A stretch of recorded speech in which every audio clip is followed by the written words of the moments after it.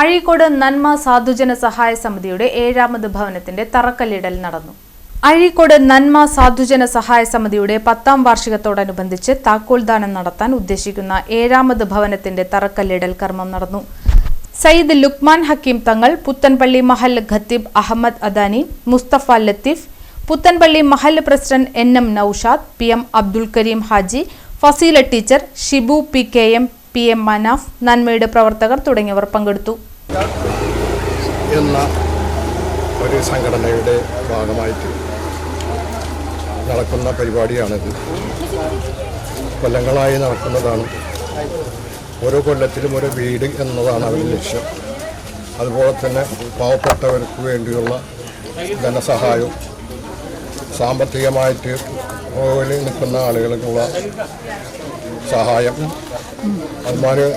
അതുമായി ബന്ധപ്പെട്ട് എന്താ പറയുക, കുട്ടികൾക്ക് വേണ്ടുന്ന പഠനോപകരണങ്ങൾ, അങ്ങനെ പല വിധത്തിലുള്ള സഹായങ്ങളാണ്. ഇപ്പോൾ 7ാമത്തെ വീടിൻ്റെ തറക്കല്ലിടൽ കർമ്മമാണ് ഇന്ന് നിർവഹിച്ചത്. ഓരോ കൊല്ലവും ഇതിനോട് എടുത്തു പറയേണ്ട കാര്യം എന്ന് വെച്ച് കഴിഞ്ഞാൽ, ഈ വീട് പാവപ്പെട്ടവർക്ക് ഉണ്ടാക്കാൻ നടത്തുന്ന ഈ സംഘടനയിൽപ്പെട്ട ആളുകൾക്ക് വീടില്ല. അതാണ് മുഖ്യ വിഷയം. അവർക്ക് വീടില്ല. ആ വീടില്ലാത്തവരാണ് മറ്റുള്ള ആളുകൾക്ക് വേണ്ടി ആ മനസ്ഥിതി ഒന്ന് മനസ്സിലാക്കേണ്ടതാണ്. അപ്പം അതുകൊണ്ട് തന്നെ ഇതിന് വേണ്ടുന്ന എല്ലാ പ്രോത്സാഹനവും ഇത് കാണുന്ന എല്ലാവരും അവർക്ക് വേണ്ടി ചെയ്തു കൊടുക്കണം. നമ്മുടെ നാട്ടിലെ അഴീക്കോട് പ്രദേശത്തെ നന്മ സാധുജന സഹായ സമിതി എന്ന സംഘടന ഈ കഴിഞ്ഞ ഏതാനും ചില മാസങ്ങൾക്ക് മുമ്പാണ് 101% അർഹരായ ഒരു കുടുംബത്തെ കണ്ടെത്തി അവർക്ക് ആവശ്യമായ സഹായം, ഏറ്റവും പ്രത്യേകമായത് ഒരു കിടപ്പാടം ഉണ്ടാക്കിയതിൻ്റെ ഉദ്ഘാടനം കഴിഞ്ഞത്.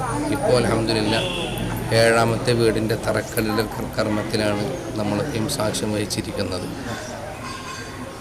ഒരുപാട് അപേക്ഷകൾ വരുമെങ്കിലും ആ അപേക്ഷകളെക്കുറിച്ച് കൃത്യമായി അന്വേഷിക്കുകയും ഒരുപാട് ആളുകളിൽ നിന്ന് ഏറ്റവും അർഹരായ ആളുകളെ വളരെ കൃത്യമായി കണ്ടെത്തുകയും അവർക്ക് വേണ്ട എല്ലാ ഒത്താശകളും സഹായങ്ങളും ചെയ്തു കൊടുക്കുകയും ചെയ്യുക എന്ന വലിയ ഒരു പുണ്യകർമ്മമാണ് നമുക്കിവിടെ കാണാൻ കഴിയുന്നത്.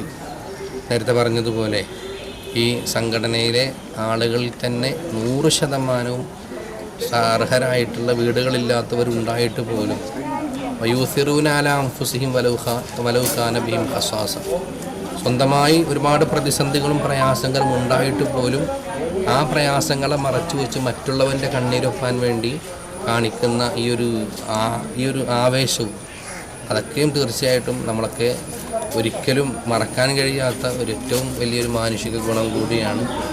ഇൻഷാ അല്ലാഹ് നമുക്ക് ചെയ്യാൻ കഴിയുന്നത് ഇത്തരം സംരംഭങ്ങളോട് എങ്ങനെയെങ്കിലും അതിനോട് ചേർന്ന് നിന്ന് നന്മയുടെ ഭാഗമാകുക എന്നത് തന്നെയാണ് നമുക്ക് ചെയ്യാനുള്ളത്.